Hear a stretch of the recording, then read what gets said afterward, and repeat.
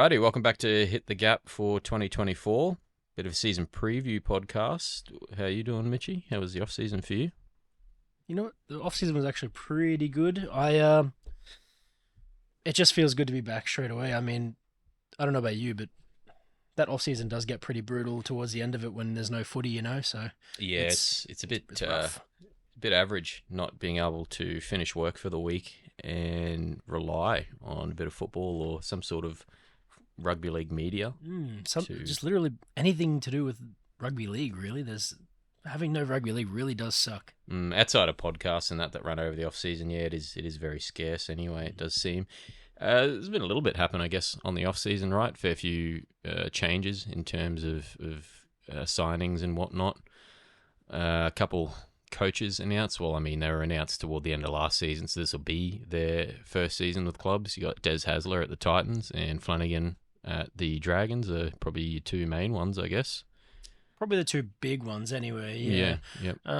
You do also, I should mention, Seabold at Manly as well. This will be his first year, I believe. His first full year. Yeah, that's right. Exactly. So, yeah. I mean, there's a little bit to get into. We'll probably just touch on a few random things. I think you may notice as well. Once I get all this stuff sorted, anyway, we are changing our media format a little bit, I guess, in that we're adding video to the setup now. So just something else to play around with and bring another little level or aspect to it. So to all three, I hope we still have three listeners. There will be video. There'll be a little bit extra this year, so we'll play around with that and hopefully have a little bit of fun with that. I think we're toying with the idea of maybe getting a bit more of a set structure to our podcast these days as well, maybe. Definitely something a bit more routine anyway, in terms of not so much the actual day we put things out, but at least the actual format of how we do things, I guess, in terms of like programming. Yeah, maybe it's still going to be a lot of dribble and bullshit, I guess. Infinite dribble. Just infinite. stumbling our way through it, but yeah, just a little bit more structured dribble anyway. So we'll play with that and see what we can come up with. But yeah, I think off season for me anyway. Our team, the Cowboys. Well, we've lost Luciano Leilua. May be a blessing in disguise. Who knows? Good player for us. When he was playing. Honestly, one of our best when he was playing, but I guess always. The liability, definitely not just liability, but like just having the fact that he's just one of those people who's sometimes there the whole time, but then sometimes just not. Yep. And as someone who was potentially probably one of our better players last year, who when he actually was on the field, when he wasn't, man, you noticed it. Yeah, you could definitely tell the difference. So. Off to the Dragons, we should mention. Most people will probably know that by now.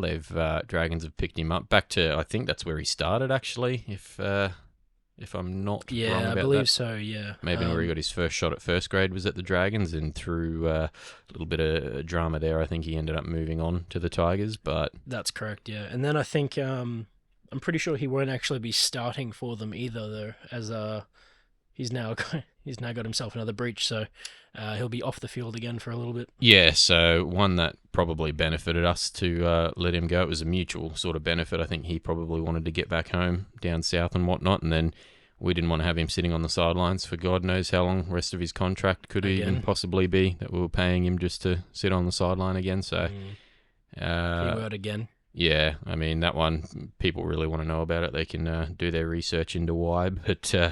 yeah, hit with another breach, as you did say. What else have we got Cowboys wise? Not a huge deal. I mean, Tommy Dearden did re-sign. We have locked him down finally. I think most Cowboys fans anyway knew that was going to be the case eventually. Yeah, I mean there was a lot of talk and a lot of media beat up about it, but end of the day, there's no way that he didn't have a deal already locked in. That was already he was just getting market value. Or at least something maybe offered or a rough idea at least, and the rest of it was that's it, market value, and just. And I mean, they all the coaches and staff and managers and stuff regarding that stuff anyway.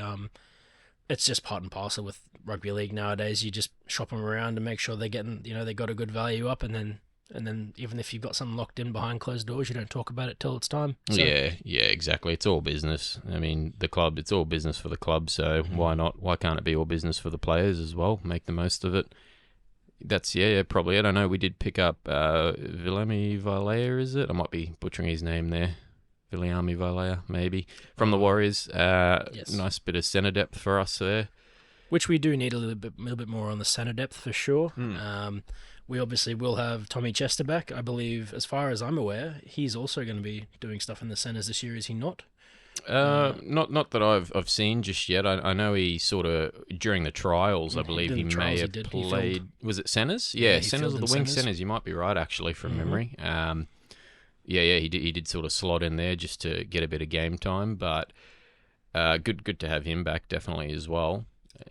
New fella Thomas Michaeli, came from. I think he's come back from the Super League actually, maybe. Indeed, because he spent a fair bit of time playing first grade for the Tigers and then went over to the Super League, and then I believe we've picked him up at some point. I'd say it must have been last season, maybe.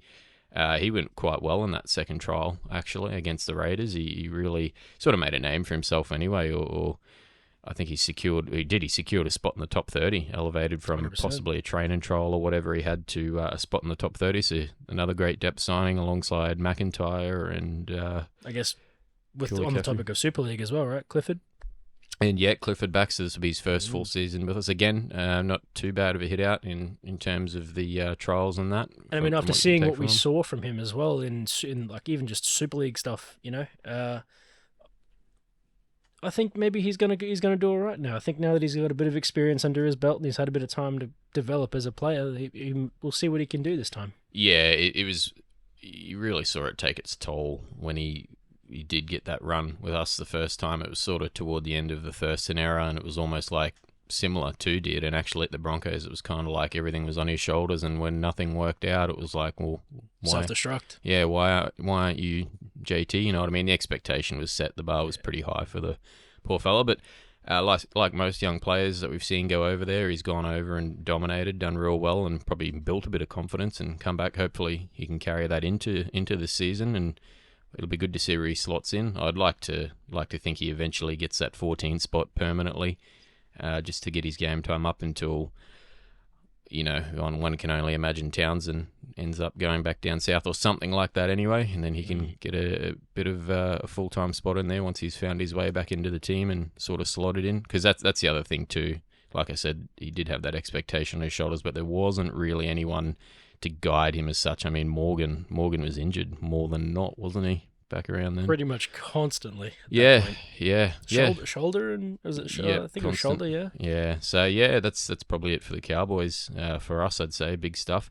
On the Cowboys, I should mention before we move too much further, with our a new sort of setup here with this podcast, we will introduce a Cowboys specific podcast, maybe 20 minutes, 30 minutes. We'll figure that out when we get to it. Just somewhere where we can sort of centralize the focus around the talk on that team as opposed to putting it in here. And exactly right. This is for every team, so it'd be good to. I mean, I think we've done all right at maintaining that from the start, but it'll make it a little bit easier. Then we can just have our general chat, everything that sort of pertains to that generally, and then that'll be a bit more broad, maybe a little bit more in depth on what's happening within the club, a little bit more fandom and bias in that, I imagine, possibly. But we'll figure that one out. With definite dribble. Yeah, that's it. We'll figure that one out. I'm thinking at the moment we'll probably have it uploaded as live at the Outpost, but once it's all sorted and whatnot, we'll make that a bit more known and get that out there. Another thing as well, we do have the Instagram page for this podcast, the Hit the Gap podcast, going at the moment. So anyone that is listening and isn't following already, if you'd like to give that a follow, we'll make that a little bit more active this year and hopefully get a bit more things happening with it, really. Cool. So, I guess outside of that, Broncos locked up Ezra Mam as well. We saw that coming. I think we saw that coming for a while, right? How could you not? Yeah, it was gonna need to. It was gonna need to happen, and they needed to pay big money for him. I think maybe at players like Oates taking a little bit of a pay cut just to stay part of the side. That was probably the where the extra money come from, or where. And he can be as sour as he likes about it, but proofs in the gameplay, man, straight up. I think maybe toward the end of it, I think he sort of accepted it a bit more. I don't know whether he was too sour on it. At first, he was probably a bit upset, as I imagine anyone would be. You know, a stalwart or a long-time member of the club or 100%. whatever. You know, I think he's actually been a one-club player, if I'm correct on that. Some diehard Broncos fans, I'm sure, will. I think even the one club players though have to understand that, and should understand actually, really is what I should say, that it's just the way that it goes. You get old. It is what it is. You can't, you can't be young forever. You're not going to be the man forever. Yeah, like with players like Arthur's. I mean, you had Cobbo there on the other wing, but players like Arthur's coming through as well that are just so good. It's a little bit like, not to go back to the Cowboys straight away, but a bit like Felt. You know what I mean? Like stalwart. He's been a one club player for us, but it's just time. It's time. So still got a lot of good football in him. Oates, he's shown that. He showed that last season specifically, but. Yeah, getting towards that transitional period, I think. Haas they signed last year, I think mid-season or toward the end of the season anyway, locked that up. So I think they're doing pretty well with their squad at the moment in terms of depth. Lost a few players too, obviously, in Flegler going to the Dolphins and Kurt Capewell off to the Warriors. But, not at... any real loss other than leadership there. I mean, Flegler had cemented his spot there. Arguably, that is probably one of the biggest things you can lose out of a team, though. Yeah. Well, I think Kurt as a player on field, he does offer a lot of direction, especially in terms of those bigger boys and even some of the medium-sized boys there in the middle. So yeah, edge. Oh, that's your edge, and your middle forwards, sort of your leadership right there. You know what I mean? You do obviously got Paddy and Haas there as well, but yeah, they were really a part of that group, that core group that I think led them real well last year. It's not so much like it was probably maybe 2 or 3 seasons ago, where it was a very young side and probably not much direction or leadership, so it's probably not going to be too much of a concern, I think, there. I mean, any team would hate to lose players like that, those 2 players, but I think they'll be pretty all right. Like, you got players like Piakura coming through, who just last year, I think when we played them, or they played us rather up here, he just like steamrolled constantly. All game was just going hard. Like, the crazy part was, I believe for even right now, unless things are, I mean, I still think things will probably change as of tomorrow before team lists are actually announced for these Vegas games. But yeah, round 1, yep. He's actually not even he's not even starting yet. Who's Piakura? Yeah, he's not actually starting. They've actually named him on the bench, so we'll see what happens there.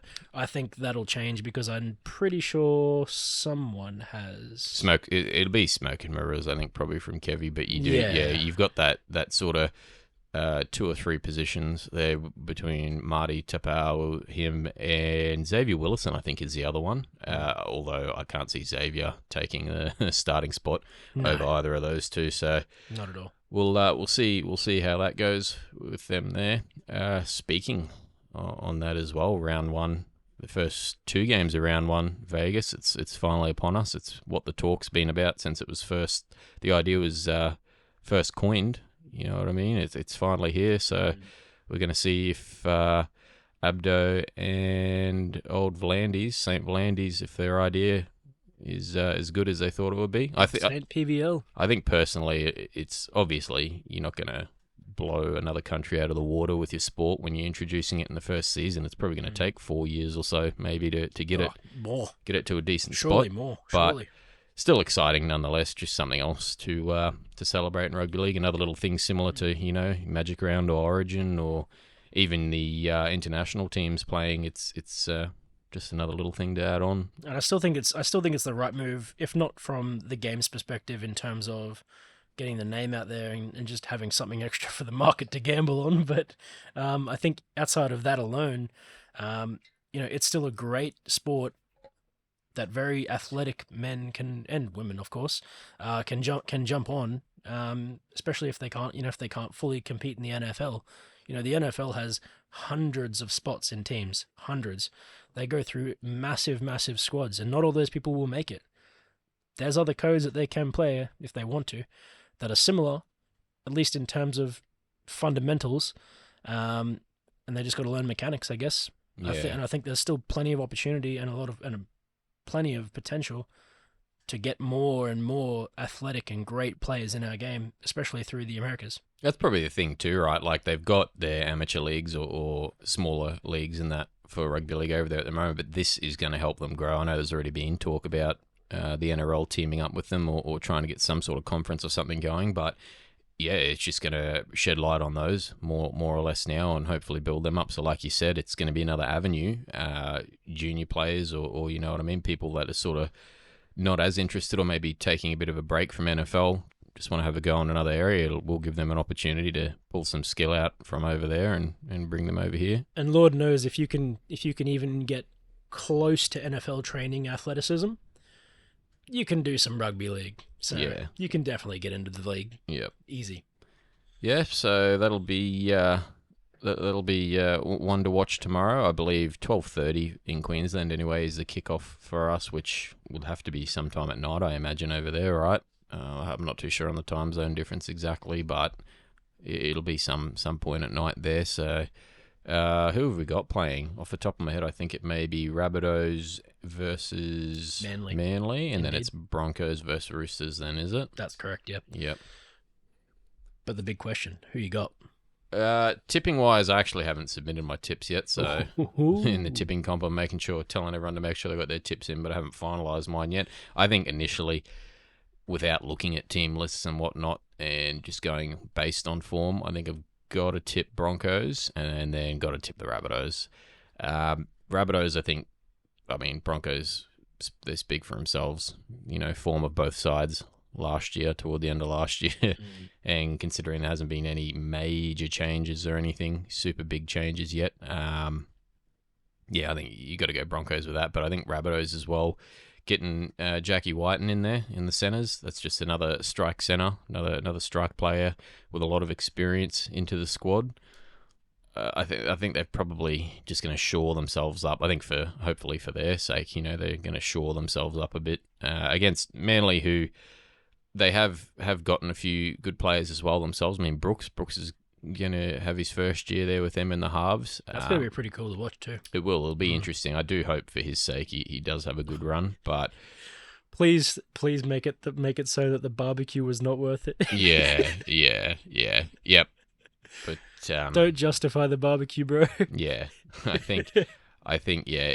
I mean, I'm hoping for them their form turns around a little bit as well, and you know, like we'd spoken about probably toward the end of last season, Manly just sort of had a bit of a bad run without Turbo because it was almost like they were sort of injured. Carried. It felt like a bit, but I think I've got to tip Rabbitohs anyway. What about you? Who you got? I've currently got Rabbits, and I've currently got the Broncos. The one that is clear cut is obviously the Roosters and the Broncos. I don't think you can even compare the two teams right now. I think the Broncos are just way too far ahead right now of them, even in the current form and what we've seen in trials and what we've seen in. And I know that trials aren't that much to go off, but like, you know, last season trials, general form so far in the last, just watching things going by. Got to say Broncos it's a clear winner for me. Yep. Between the Manly Seagulls and the South Sydney Rabbitohs, though, I do have my concerns. I have currently got Rabbits by 8, so it's only a short margin for me. But I am gravely concerned about my tip for that game because honestly, could go either way. That's currently how I see it. I see that as more of like a 45-55 sort of split. It could go either way, really. Well, I mean, last year, they set that record that no one wants to set of being the first team to lead the comp and not make the 8. It's pretty pretty tragic. Hoping they can shake it off. Hopefully, I think they may. I think they may sort of shore themselves up a bit here, and I hope they've sort of maybe identified what the problems there were. But yeah, out of the two, I think you're right. That's probably going to be the more sketchy tip. It's going to be a tight one, yeah. Yeah. So yeah, that'll be will be interesting. I'm hoping it's hoping they go well. You know what I mean? I've seen there's been a little bit on Fox League in terms of media and little things happening around there, here and there, and there's quite a few Australians actually by the looks of it, that have travelled over there for it. So why not? Hopefully it can be something that grows over the years. And like you were saying before, you want it to be a game that, attracts men and women to play. So I can only see it growing in terms of the WNRL getting a shot too. Like even if it's only 4 teams from the rugby league and then 4 teams from the WNRL that go over or something like that, 2 games for the next couple of years, it is what it is. But yeah, a bit of a foothold in America, and hopefully it only goes from there. And I mean, I think ultimately what any real fan of rugby league really just wants right now is just more games. Well, other than more games, obviously more games is a big one for everyone, but more games to watch in a weekend, I should say, not more games in general. That's it. I think just enjoy it, Just hopefully the Americans do actually enjoy what they see. Yeah. Have a punt, have a beer or 7. Yeah. Enjoy the game, and come join it. Yep. God bless. Yep. Good stuff. There hasn't been a whole lot, I don't think, in major news that I can think of anyway from the off season. There's been a few obviously signings and whatnot. Curran to the Bulldogs. Bronson Xerri's been signed by the Dogs, and Crichton as well. Yeah, Crichton we knew for a while was heading there. He's headed over. I think he's been named captain for this year as well, which is interesting. So another team, hopefully they can, with the players they've got now, hopefully they can kind of shore up. It kind of feels a little bit like the Tigers in a sense, they pull a Panthers player and they're like, make him captain quick. Yeah, it will be an interesting one to see how he handles it, because I mean, watching him, you don't really. I mean, he's an amazing center. He's probably one of, if not the best center in the game, or stats wise, he has been anyway. Especially towards the end of the year. Yeah, hopefully he can handle the leadership, I guess, or it is an avenue that he grows in, but can only see. Yeah, hasn't off the top of my head, hasn't really been too much more. I think it's probably more going to be waiting for this round 1, watching round 1 and seeing the quality of the games and where teams are at. I mean, you can't ever go off round 1. We know that. Everyone knows that all too well. But it'll just be seeing where we're at after off season. Maybe round 2, round 3. Start assessing from there. By that point, I would like to think most teams anyway have got their barring injury, have got their teams in order. Have at least shown some cards anyway. Yeah, exactly right. Or that they're relatively set for how they want to play. Well, that's actually one we did skip to, talking about Dolphins signings and whatnot. Tom Gilbert. Already out. Yeah, he's didn't even get to run on for round 1 of the season with an ACL, which is pretty heartbreaking, I think, personally. Especially after the shoulder thing, man. Yeah, for such a quality player. Like last year, it was his year. It was Tom Gieri who was taking it by the scruff of the neck too, and then going into a fresh team, a new team, brand new team, with probably one of the best seasons he's ever had. Yeah. Prior. Yep. One of the greatest coaches to grace the game. Yep. It was all there for the taking, and then it's just so unfortunate. It really does suck. And even though he's not a Cowboy anymore, you got a feel for him. Yeah, 100%. Yeah, just for like I said, the quality of player and to have such a good start to the year last year and have it end the way it did during Origin, game 1. The Enforcer. They were calling him the Enforcer. And then this year, really, before round 1 even starts, go down in a trial. Much like Hess's ACL as well, so that's his season out. Like we said, you've got players like McKaylee, though. There's a few depth signings we have that'll help, but it does damage a team, when a run-on player is out for the season before the season even starts. We'll see how we could start to get into hip drops and stuff like that, but I think we'll wait for at least round 2. Well, you want to see how they rule on it, man, because if you know what I mean, like personally, the way they ruled on them last year was a bit silly, I think, where they just scrutinized every single thing to the point of no return, and then seeing that sort of tackle go uncalled at the start, you know what I mean? It's sort of like, well, even unchecked in match review. What? Yeah. What? Just in comparison to last year. I mean, Incredible. if they go in, if the season starts and they aren't being as critical like they were, obviously you don't want players getting injured and you don't want dangerous tackles in the game, but if they're not as silly with the calls and whatnot as they were last year, I think it's probably something you can live with. You've got to live with. There is that happy medium you've sort of got to find. It is a contact sport. Yeah, exactly right. But you know what I mean? If they start going wild west with the penalties and infringements again on it, then there's going to be some questions. You know, hey, how come this wasn't pulled up? Or you know what I mean? It's all well and good to say, oh well, it's up to the ref's discretion, but you know what I mean? It's all a game. It's also up to match review as well. Yeah, it's all well and good until a player's season's over as well. So yeah, we'll see how they go with that sort of stuff. We can only hope for the best. You know, we see it every year. There's a new thing that gets a bit of spotlight. A new style, a new meta. yeah, exactly. A new some sort of wacky tackle and wacky name for it to come out. Yeah. I don't think there's been very many injuries otherwise as well that I can recall. Long-term ones anyway. Not long-term ones. There's been a lot of season-ending. Niggly sort of things, Yeah. especially throughout the Titans and the Dragons. I know the Titans have a stupid amount of injuries currently, actually. Yeah, Campbell's out until I think maybe round 3 or 4. I've got to check Campbell with his knee. Yep. And I believe hot one for the tippers as well. I believe Big Dave. Dave is also out Fafita you're right. with a pec injury. Yep, he is out at the moment too. So they're probably not too bad off in terms of their depth signings as well. But yeah, again, not someone you want to have sitting on the pine or not even sitting on the pine. No. Those are the not two playing at all. you want not on the pine. yeah, you want playing whenever you can. It does sound like AJ is back and is fit. Yep. I know he had something going on too, but he is back and fit apparently, and will probably be slotting in. Centers, Centers, yeah, that's correct. Yeah, he's getting a run in this year. They've got another young fella at fullback, I believe. Oh yeah, you are right. I will grab his name right now. Geez, what's his it's name? escaping me. I don't know why, because the only reason I know for sure about that is he's in my fantasy team.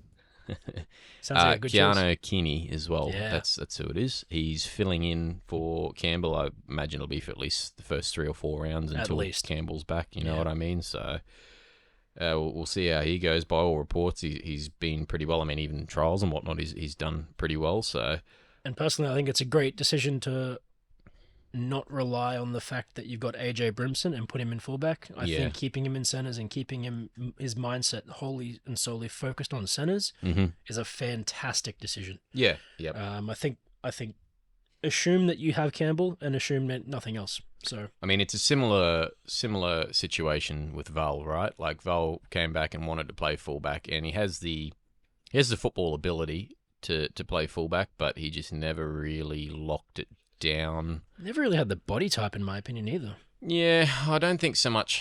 For me, I don't think so much it's the body type, but more so maybe the consistency of it. Like, it's all well and good. Everyone wants to play to the best of their ability, and some players want to be the star and whatnot. Not saying that was Val's case, but he, with his ability, went into the center, and he's just. I think that's probably outside of that premiership year on the wing at the Sharks. I think he's at his best form of his career. So by far, yeah. And I still think he is a phenomenal winger too. Really, yeah. And we may even see it with Whiten, for example, in the centers. He's played centers in Origin and whatnot, but a half. Geez, I'm excited to see him play with the Baddies, man. Yeah. A half going back to the center. You've got that football knowledge. They've got that skill and ability, and now they're being utilized as a strike weapon. So yes, he'll have players around him to actually play off him and exactly stuff. Right. And yeah, you're right. It will be good to see him with the Bunnies. It'll be one for Vegas. I think that's probably it. I think maybe, like I said, we're just sort of doing a bit of a welcome back intro to 2024, the 2024 season at the moment, but I think we'll have a little bit more of a structured run on the round 1/round 2 review and preview thing we do. It will still be probably 2 a month. Every second week we'll record these, just due to my work schedule and whatnot. And with the Life at the Outpost podcast, it'll probably be very similar. But if anyone again, any 2 or 3 of our listeners or anyone that does start listening has any questions or suggestions or anything they want to hear or know more about, I think would be a good idea for the future potties and segments and whatnot. Definitely drop them in on the Instagram or whatnot. Hit us on the IG for sure. Yeah. With that, I think we might leave it there, and tomorrow's 2024 round 1. We're excited. We can't wait. We've been waiting for too long, in my opinion. We'll see you there. Yep, and we will. We'll see you next week for rest of round 1.